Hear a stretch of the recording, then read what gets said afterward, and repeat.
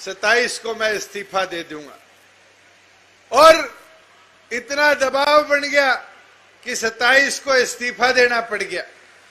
बुजुर्गों, युवा साथियों, इस्तीफा भी दिया तो विधानसभा में उससे पहले हमारे ऊपर ताने मारे, कहते हैं वो लोग हैं जिनने काले कानून बना दिए, जबकि वो खुद विधानसभा के सदस्य थे और विधानसभा में कोई कानून नहीं आया। और ये कहकर दरवाजे से बाहर गए कि मैं ऐसी असंवेदनशील विधानसभा में दोबारा पैर नहीं रखूंगा। मैं आपसे पूछना चाहता हूं, अभी भी वो विधानसभा वैसी असंवेदनशील है और ना 3 काले कानूनों में कोई तब्दीली आई, ना वो वापिस हुए, फिर दोबारा चुनाव लड़ने का काम कर रहे हैं। और ये कहते हैं कि अगर होगा तो मैं शपथ नहीं लूंगा। और तो और उनके साहबजादे वो तो इतना तक कह देते हैं कि भाई अगर जरूरत पड़ी और किसानों ने कहा तो हम दोबारा इस्तीफा देने का काम करेंगे। बुजुर्गों, युवा साथियों, इस्तीफा देना बड़ा आसान है, मगर जनता के बीच में रहकर जनता की सेवा करना बड़ा मुश्किल है। आप उठाकर भिवानी देख लो, डॉक्टर अजय सिंह चौटाला सांसद थे, आज जेल में क्यों है? क्योंकि 700 युवा साथियों को आज जेबीटी में भर्ती किया। आपके यहां उठाकर देखो, आज पानी की जो पीने के पानी की समस्या थी ना उसमें इजाफा हो पाया। आज जो सेम का इलाका है, पिछले 1.5 साल में तो हमने लगकर कोई व्यवस्था बनाई, नहीं तो 15 साल में कभी उसके लिए एक बार विधानसभा में बात नहीं करी। टेल तक पानी पहुंचाने की बात हो, उसके अंदर कभी कोई कदम उठाया नहीं गया। मैं तो आपसे एक चीज पूछना चाहूंगा कि ऐसा नुमाइंदा बनाकर भेजा जिसने कभी जनता की ना सुनी और केवल मात्र अपनी मर्जी से अपने लालच के लिए कदम उठाने का काम किया। आज आपके पास एक ऐसा उम्मीदवार हमारी तरफ से है जो आपके बीच में भी रहेगा, आपसे मिलेगा जुलेगा, और भाई एक चीज इलाहाबाद की खास है, डांटेगा भी नहीं, शुद्ध आदमी।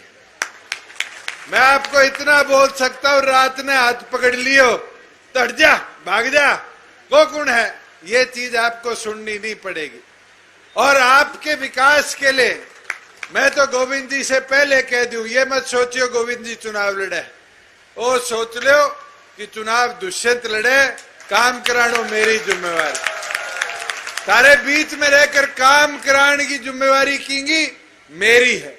मगर अब अगले 100 घंटे दिन रात एक कर काम करने की जिम्मेवारी कींगी, अब थारी है, थे दुष्यंत बन जाओ और एक एक वोट गोविंद जी के पक्ष में दिलाने को काम करो।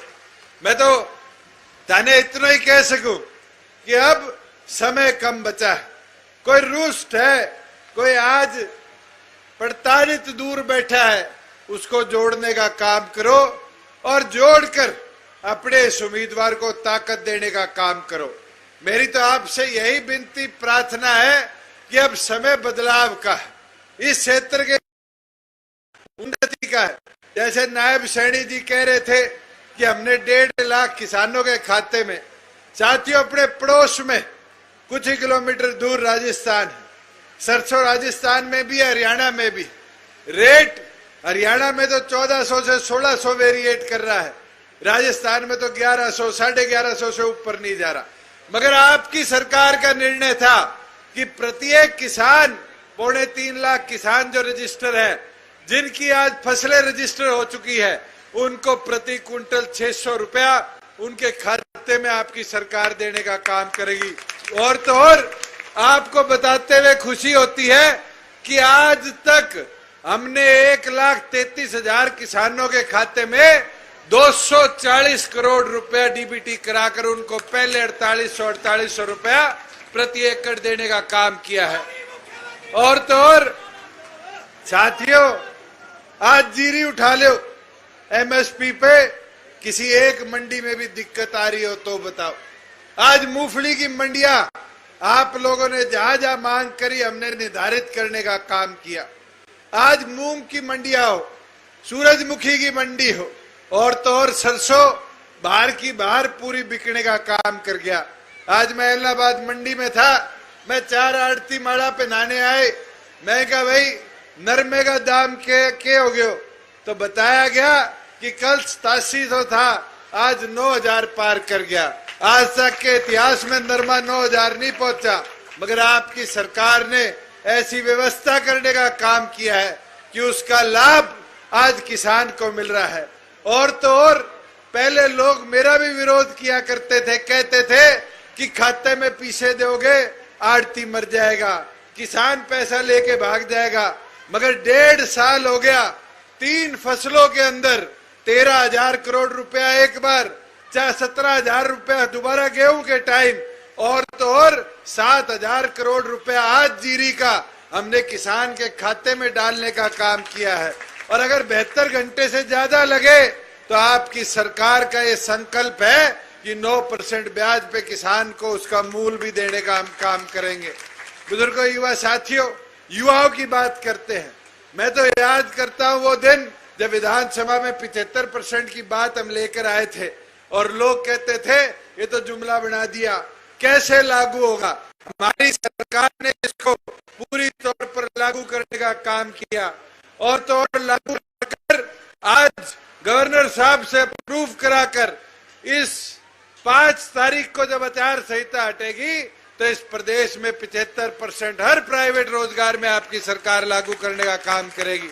मैं तो आपको ये विश्वास दिलाता हूँ, शीला जी जैसे कह रही थी, मेरी माताएं बहनें बैठी है, चाहे डिपो राशन डिपों में इनकी हिस्सेदारी सुनिश्चित करने की बात हो, और तो और पंचायती राज के अंदर इनको बराबर 50% हिस्सा देने की बात हो, बैकवर्ड के साथियों को 8% हिस्सा देने की बात हो। अगर ये सपना कोई पूरा डॉक्टर जय सिंह चौटाला का कर पाया तो आपकी गठबंधन सरकार कर पाई।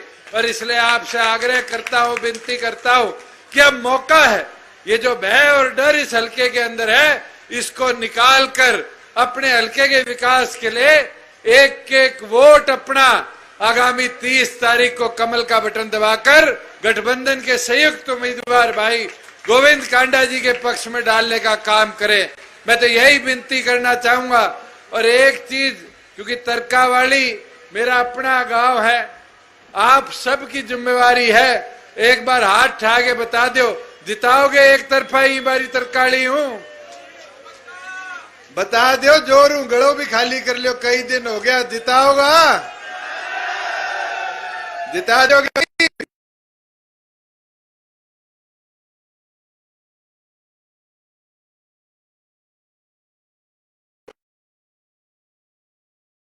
आप सबका बहुत बहुत धन्यवाद।